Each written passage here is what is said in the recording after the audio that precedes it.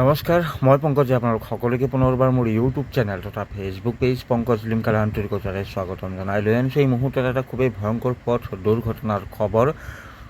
ভয়ংকৰভাৱে বাইক দুৰ্ঘটনাগ্ৰস্ত হৈ এজন যুৱকে কৰোণভাৱে মৃত্যুক সাৱটি ল'বলগীয়া হ'ল। স্ক্ৰীণত আপোনালোকে দেখি আছে এইডাল গছ, আৰু এই গছতে KTM বাইক এখনে খুন্দা মৰাৰ পৰিপ্ৰেক্ষিততে সংঘটিত হয় এই ভয়ংকৰ পথ দুৰ্ঘটনাটি। দুৰ্ঘটনাৰ যি স্থান সেয়া হৈছে গোৱালপাৰা জিলাৰ ধুবধাৰা আৰক্ষী থানাৰ অন্তৰ্গত ধনুভাঙাৰ মাদাং গাঁৱৰ সমীপতে সংঘটিত হৈছে এই পথ দুৰ্ঘটনাটি। আপোনালোকে জানে ধনুভাঙাৰ পৰা মাদাঙলৈ যোৱা যে এটা পথ আছে, আৰু সেই পথৰ কিছু দূৰ যোৱাৰ পিছতে এখন দলং আছে, সেই দলঙৰ সমীপতে এই ভয়ংকৰ পথ দুৰ্ঘটনাটি সংঘটিত হৈছে। আৰু এই ভয়ংকৰ পথ দুৰ্ঘটনাত জিতুল ৰাভা নামৰ যুৱকজন ইতিমধ্যে কৰোণভাৱে মৃত্যুক সাৱটি ল'বলগীয়া হৈছে।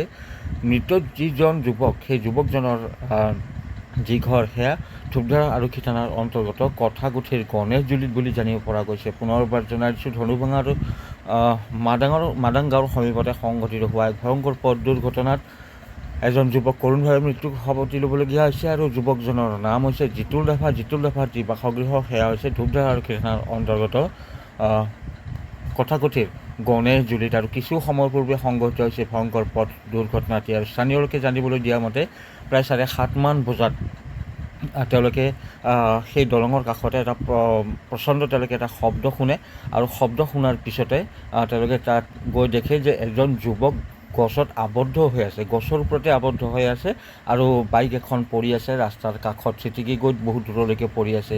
পিছত তেওঁলোকে যুৱকজনক তাৰ পৰা উদ্ধাৰ কৰে। সেই মুহূৰ্তত কিন্তু মৃত্যু হোৱা নাছিল যুৱকজনৰ।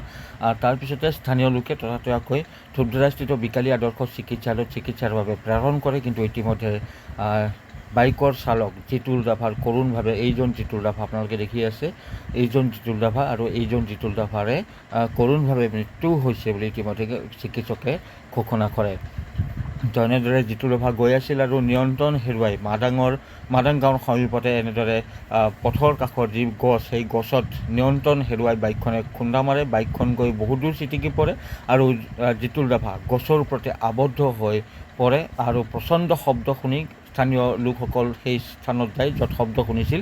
তাত তেওঁলোকে দেখে যে এজন যুৱক গছৰ ওপৰতে আবদ্ধ হৈ আছে, আৰু বাইক এখন পৰি আছে পথৰ কাষত। জিতুল ৰাভাৰ যি মৃতদেহ সেয়া থানাত লৈ অনা আছে, সেয়া থানাৰ পৰিৱেশ।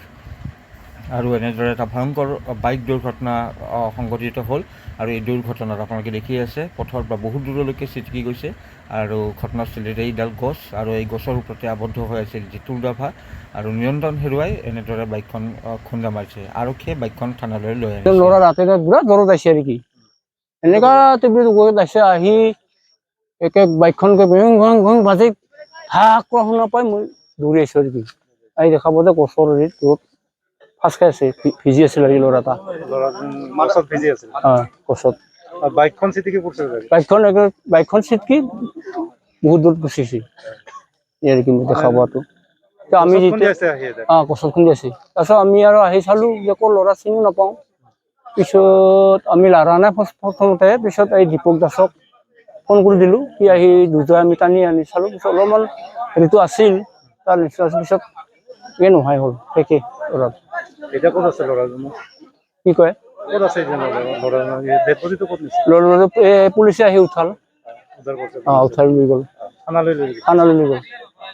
ল'ৰাজন ক'ৰ জানে নেকি? ল'ৰাজন এনেই আমি গণেশজুলিৰ বুলি জানো। নাম জানে? নামটো আমি নাজানো, কি নাম।